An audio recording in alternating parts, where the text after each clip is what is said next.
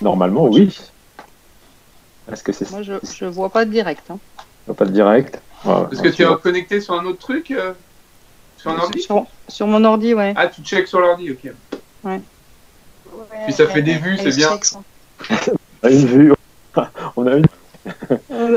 Mais sauf que je vois pas de live. Hein. C'est comme les gars qui passent à la radio et vous êtes bien en live, hein. Vous avez 2 personnes sur Facebook, 3 personnes sur Facebook déjà. Vous pouvez y aller.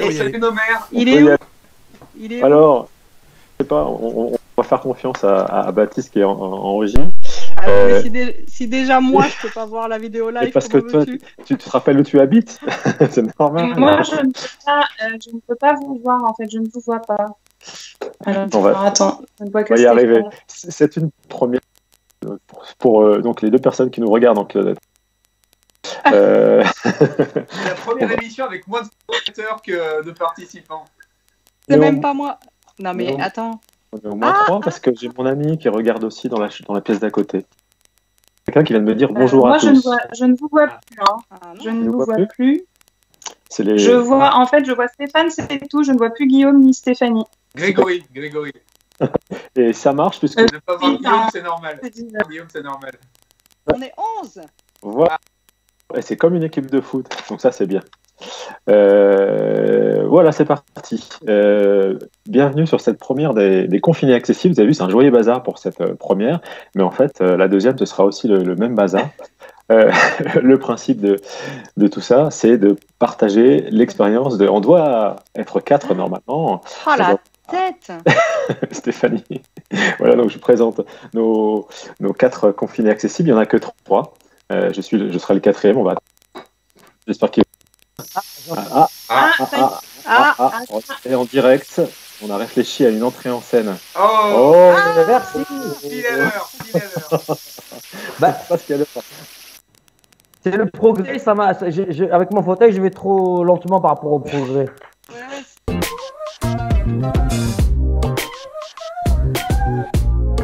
Là, j'ai un peu fait des séries. On en avait parlé, j'ai écrit un bouquin là sur le handicap avec mon pote là, Alexis Génie. Il devait sortir le jour du confinement, donc squeezé. Donc le jour où, la veille où il a annoncé le confinement, je suis allé voir les voisins, je leur ai dit voilà, j'ai 40 ans dans 15 jours, je suis tout seul, je vous faut qu'on fasse des choses ensemble, sinon pas quoi. Ouais, aimez-moi. Aimez-moi, c'est ça exactement. J'avais mis ma belle tenue là, mon petit costume à paillettes, tout sympa, un peu moulant et tout. Je te rejoins Greg parce que moi je devais sortir mon bouquin le 1er avril à la base, il avait été repoussé le 22 avril et du coup j'ai appris pendant le confinement que c'était reporté et j'attends de savoir. Vous l'avez pas sorti c'est en 2017 qu'il fallait les sortir, faites comme moi. Mais non, justement Ada, on pouvait pas faire concurrence. J'en écoule les stocks. Non, on aurait été ensemble sur les plateaux télé et tout. Moi je comptais sortir mon livre là. Et bon, en 2017, j'ai eu des infos, parce que j'ai un cousin qui est ami avec le préfet de la province de Shanghai, qui lui avait annoncé l'arrivée du Covid. Et du coup, on a décidé de sortir le livre plus tôt. Tu peux nous rappeler le titre de ton livre pour ceux qui nous regardent, puisque nous on le connaît et on l'a lu plusieurs fois. Hein, mais... vous allez voir, c'est hyper recherché, ça s'appelle Comme sur des roulettes. Ouais, alors moi je précise que j'ai reçu le livre d'Ada en cadeau par Baptiste d'ailleurs quand je l'ai rencontré au mois de février, mais il est signé par Stéphane. Alors j'ai pas compris. Hein, parce que Stéphane, il est un peu. En fait, c'est moi et Stéphane, on est un peu pareil. Bon, on vous racontera quand vous connaîtrez mieux Talentéo. Ouais, en fait c'est ton double, double. Mais j'aimerais bien avoir un autre livre signé par Ada tant qu'à faire. Écoute, avec plaisir. Juste pour l'anecdote, je voulais dire que j'ai une fille qui m'a écrit un jour en me disant que son copain lui avait offert pour la Saint-Valentin. Je suis quand même un cadeau de la Saint-Valentin, les amis. Ah, c'est génial. Le plaisir d'accueillir aujourd'hui notre ami Peter Patfall, donc qui a croqué là depuis le début de l'émission nos belles répliques. Peter, pour revenir un peu sur ton parcours à toi, pourquoi l'autisme? Pourquoi cette cause te tient tant à cœur?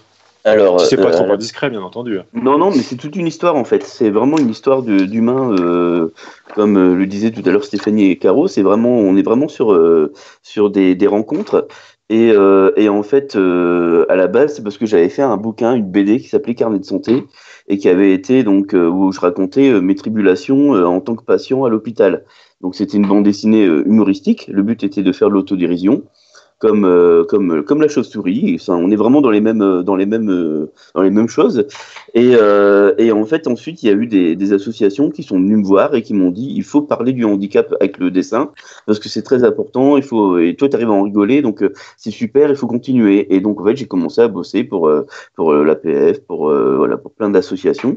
Et c'est de fil en aiguille où en fait, j'ai rencontré une personne, une journaliste, écrivaine et maman d'enfants autistes, qui a justement qui parlait beaucoup dans les médias, qui s'appelle Olivia Catan, et qui du coup a beaucoup, on va dire, qui a beaucoup travaillé dans les médias pour en parler, justement pour parler de l'autisme. Et ça m'avait choqué.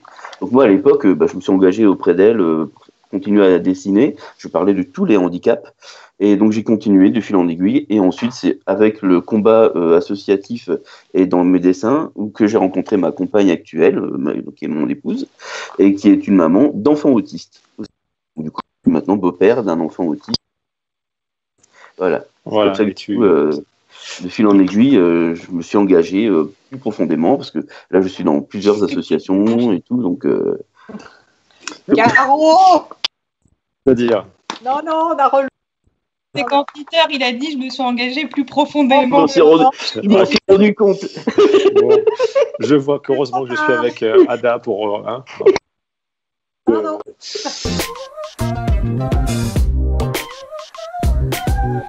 Alors moi, je suis arrivée au handisport à l'âge de 15 ans, tout simplement parce qu'avant, je n'étais pas en situation de handicap. Donc, il faut savoir que moi, j'ai commencé l'athlétisme à l'âge de 6 ans sur la demande de ma grande sœur. Et à un moment donné, dans ma vie, quand le sport avait pris une place très importante, où mon rêve était d'être sapeur-pompier professionnel, j'ai ce terrible accident, une amputation de la jambe gauche.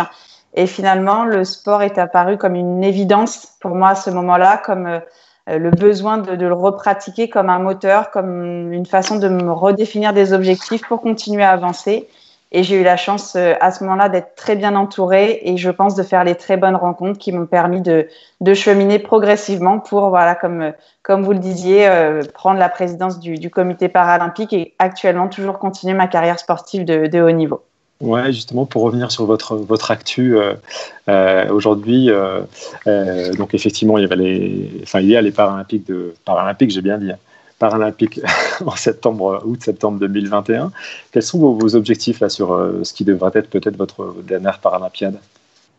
Donc, le projet sportif est bien évidemment encore à affiner, puisque voilà, suite au report, ça questionne la faisabilité du projet, parce que moi j'avais décidé d'arrêter ma carrière en 2020, donc forcément il faut se poser les bonnes questions.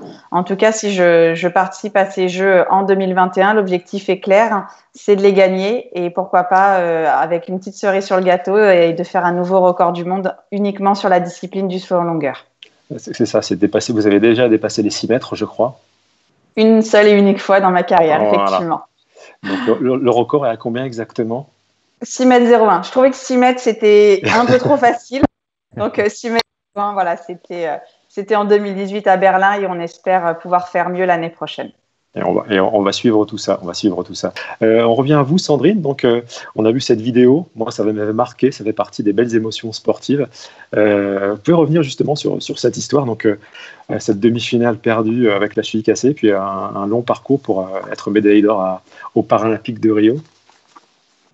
Bah oui, c'est vrai que à Londres, voilà, j'étais numéro 1 mondial, j'étais vraiment sur une bonne journée, tout se passait bien, je menais lors de ce combat, et malheureusement je me casse la cheville, et là le rêve s'écroule, et dans ma tête à ce moment-là je pense juste à aller jusqu'au bout du combat quoi qu'il arrive malgré la douleur, parce que voilà, je savais que si je m'arrêtais, le podium s'en allait, pas de médaille, et pour moi c'était inconcevable après tous les efforts et les sacrifices que j'ai faits pour préparer cette Paralympiade, et voilà, malheureusement je ne peux pas remonter le score, et je finis 5e de ces Jeux. Et voilà, je reviens 4 ans après pour aller décrocher une belle médaille d'or à Rio. Donc voilà, j'ai su me relever après cette ce dur passage de ma vie sportive. Et c'est vrai que c'est vraiment un superbe moment que d'avoir pu aller chercher cette médaille, et comme quoi, voilà, les rêves peuvent se réaliser et on peut se relever après voilà, une épreuve de ce type-là. Préparant cette émission, Marie-Amélie, j'ai beaucoup parlé de handisport, et m'avait dit non, il faut parler de parasport. Est-ce qu'on peut revenir sur cette terminologie, ce terme qui est très important pour parler des sports pour tout le monde? Effectivement, alors je gronde moins sur la terminologie handisport, parasport que sur celle de paralympique et olympique. Déjà, mais l'idée est vraiment de faire progresser tout le monde et de les acculturer à notre mouvement, et notamment à sa terminologie.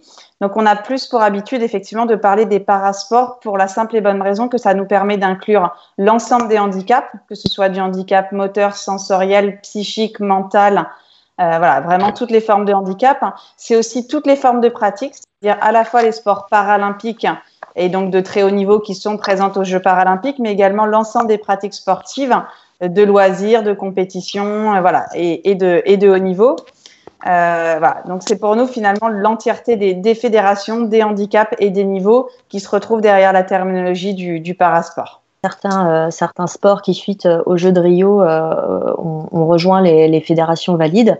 En ce qui concerne nous, le judo, c'était quelque chose qui était assez naturel parce qu'au quotidien, on s'entraîne avec les valides sur les sites de performance français, donc les pôles Espoir, les pôles France et l'INSEP.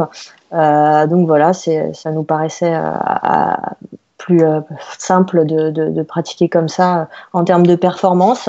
Et du coup, ce terme parasport permet vraiment de regrouper tout le monde et bien d'adapter. Sur le saut en hauteur, alors, je ne sais pas si vous voyez bien, parce que du coup tout à l'heure on ne voyait pas bien.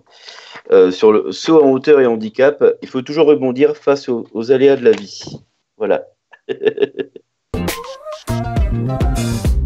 Une belle chronique, donc. Je reviens, j'étais parti faire caca. Ça marche là? 45 secondes, t'es un rapide. Merci Christophe. Ça marche là? Oui, ça marche. On avait perdu Grégory. C'est les conditions du direct, rien n'est enregistré. Non, mais on m'avait demandé de me déconnecter, de me reconnecter. Merci Grégory. Christophe. On dirait vraiment qu'il a une tête de seul au monde, Greg. Je sais pas, ça vous a pas choqué ça? Oui, c'est Wilson. Hein. Ouais, un peu de discipline. Je voulais poser des questions à Christophe, chacun à sa rubrique. Alors, on l'a demandé de te reconnecter, mais pas de disparaître. Reviens, Greg. Mais je suis plus là? Je vais y arriver.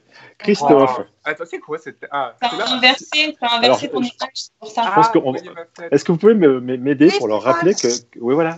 En fait, il y a des gens qui nous regardent. Pardon, vas-y. Il y a des gens qui nous regardent. Donc, il faut qu'on arrive à parler les uns après les autres. Christophe, depuis combien de temps tu bosses sur Rire Chanson, toi, maintenant? Ça fait 2 ans et demi, presque 3 ans. On a testé, on a une petite période test déjà pour voir comment l'émission prenait, et puis ensuite l'idée de chroniqueurs, enfin d'humoristes qui viennent faire des billets d'humeur et des tops de l'actu. Ça a été une idée du Big Boss également pour venir ajouter, faire un petit supplément d'humour, une petite touche d'humour en live, plutôt que de passer des sketchs, des classiques, etc. comme tous les matins, comme tous les jours, avoir un humoriste en direct sur la station. Et depuis ça marche très très bien. On est très contents, les audiences sont en hausse, comme dans toutes les stations, mais chez nous c'est vrai. Bon, excellent. Et tu es vraiment le fils du patron de la CGT? Pas du tout. Ah bah dis donc. Alors attends, je vois qu'il y a un nain de jardin qui est juste derrière toi. Merci. Merci. C'est une délicate attention. C'était une vanne que tu avais préparée ou t'es juste un enculé en fait, non? Tu nous as prévu quoi cette semaine? Alors, vous savez, moi c'est très rapide et j'essaye d'ouvrir ça et contrairement à Greg qui est un peu élitiste, moi je suis pour que tout le monde cuisine. Je suis désolé Greg. Moi c'est ouvert à tous. C'est ce que je fais. Moi je peux vous jurer que vous pouvez tous le faire et même mieux, vous pouvez mieux le faire. T'es un peu le gilet jaune de la cuisine. Exact. Ouais. Et donc, qu'est-ce que tu nous proposes de préparer pour fêter le déconfinement? 2 ingrédients maximum. Vous allez voir, il n'y en a plus qu'un ingrédient. Parce que la semaine dernière, il y a 15 jours, je vous ai proposé des pâtes, des pâtes de pâtes. La semaine dernière, des fraises à l'eau. Et cette semaine, Cette semaine, j'ai voulu faire l'ouvrir parce que c'est l'Europe, on parle de Schengen, de tout ça. Et j'ai voulu, donner une couleur un peu différente. Et je voulais vous apprendre à faire le jugo de naranja. Alors déjà, il faut savoir le prononcer déjà. Ouais. Déjà, tu vas me lâcher. Je suis désolé. Ça se prononce jugo de naranja. Ah, il y a des oranges alors. Naranja, c'est une spécialité castillane. Ah, ok. Alors, et surtout, on en a tous en avoir besoin après le confinement. Alors, pour faire ça, c'est très simple. Il faut trouver une naranja que l'on coupe en deux, que l'on essore, voilà, comme ça. Et ça fait du jus. Et c'est du jugo de naranja. En France, vous appelez ça le jus d'orange. Et c'est très, très, très bon. Et c'est facile à faire. Et ouais. Et tu le fais pas en direct là? Non. Ah. Trop dangereux. Ada, tu nous conseilles de le couper à l'eau ou à la vodka comme le propose Christophe? Alors Christophe, il faut savoir que tout ce que cuisine Christophe est à la vodka ou au whisky. Tu délivres toutes les recettes, merde. Un commentaire d'Alexandra Guillan qui nous dit Ada, ce n'est pas la saison. Justement. Et là, c'est ça qui est intéressant. C'est ça le défi. C'est le défi. Je pense être le seul à suivre. Tu ne presses qu'une moitié. Que fais-tu de l'autre moitié? Alors, si vous avez réussi à faire la première moitié, vous faites la deuxième moitié. Et ça peut vous faire comme nous on dit, un vaso de jugo de naranja. Un verre de jus d'orange. Ça me conforte dans les quelques a priori, par contre, bretonne et alcoolique. Tu ne vas pas aider à l'image de marque des Bretons. Comment va Madame Martinet, du coup, que tu as salué rapidement en lui montrant tes aisselles? Elle écoute. C'est pour ça que je parle pas beaucoup là, depuis le début de la session, parce qu'elle écoute. Dès que je fais du bruit, elle tape à la porte, elle vient me taper la discute. Je n'en peux plus de ma voisine. Je n'en peux plus. Je suis en burn-out, tu vois. Ouais. Non, Madame Martinet, très bien, très bien. Elle a hâte de sortir de chez elle comme tout le monde. Par contre, ce que je voulais dire en passant par là, donc déjà la vidéo que j'ai faite, c'est un premier exercice. J'avais jamais fait ça avant, donc j'espère que ça vous a plu. Je suis très contente que ça vous ait plu. A priori, ça a bien fonctionné. Et alors, je sais pas chez vous si c'est la même chose, mais ici, nous, les gens sont plus qu'en déconfinement, ils sont en vacances en fait. Moi, je suis sortie de chez moi. Tout le monde est dehors, tout le monde se balade. C'est l'été en fait. À Vannes, c'est. Et il fait beau là. Il fait super beau et on a limite. C'est rare. Idée reçue. Vannes, c'est, on dit le Morbihan, c'est la petite côte d'Azur bretonne, tu vois. C'est le seul endroit. Il y a un microclimat ici. Ouais. Et tu crois, toi, en fait, c'est ça, c'est marrant. Ouais. C'est con qu'on ait que 100 km à faire, je vais pas pouvoir venir voir. Fanny, j'ai ressorti un bouquin de Jody Picou. Ah, j'adore. Et celui-là parle d'autisme en fait. Il va t'intéresser, Peter. Ça raconte une enquête mystère dans laquelle est impliqué un enfant autiste. D'accord. Cette écrivaine, Jody Picou, donc à fleur de peau. Je note. Super bien écrit. Hein. Je l'ai pas lu. Je note. Ada. Merci. Merci. Ada, je me demandais, ce bouquin n'a pas été préfacé par Ada Abdelli. Je ne sais pas ce qui s'est passé. Ah, qu'est-ce qui s'est passé? C'est très très rare et j'ai donné mon autorisation parce que j'étais dans un restaurant et je faisais des plats à l'époque. Oui, tu faisais du riz de rangras, je crois. Les jugos des naranja. Ouais, voilà, c'est ça. Tu étais en train de préparer la recette à l'époque. Et dans la série bouquin et spéciale dédicace, celui-là il est pour Christophe. C'est Nous étions des géants. Une histoire très sérieuse de Lilliputien, d'artistes lilliputiens qui ont traversé la Seconde Guerre mondiale dans des conditions un peu terribles. Ah oui. Mais très intéressant. Nous étions des géants. Ça mériterait un film. Petite bibliothèque Payot. C'est assez poignant. C'est pendant la Seconde Guerre mondiale, c'est ça? Absolument, c'est ça. C'est des artistes de la famille Ovitz. Mais je me demande s'il n'y a pas eu un documentaire là-dessus. J'ai déjà entendu parler de ce sujet. Et puis, oui, Ada. Oui, je crois qu'ils en ont fait un court-métrage. D'accord. Bon, alors on va couper Ada. Ada, justement, quel conseil de lecture ou de série tu aurais à nous donner? Moi, j'ai décidé que quand je pouvais, je vous donnerais des conseils de ma petite fille. Vas-y. En ce moment, elle lit ça s'appelle Mona. Ouais. C'est une collection. Elle a quel âge? Elle a 9 ans. Ma fille fait la collection. Hein. Ouais. 9 ans. Alors, ça s'appelle Mona Rendez-vous à Londres. C'est une collection, me dit-elle, donc il y en a plusieurs. Ouais. C'est le tome 3, il y en a 3. Et le hasard veut que c'est une super amie à moi qui a écrit ça, qui s'appelle Florence Inkel, que je vous conseille vivement d'aller chercher sur Internet. Elle est autrice pour jeunes et c'est chouette ce qu'elle fait. Voilà. Ok, super. Il est bon, il a toute une équipe qui bosse pour lui, pour ses chroniques.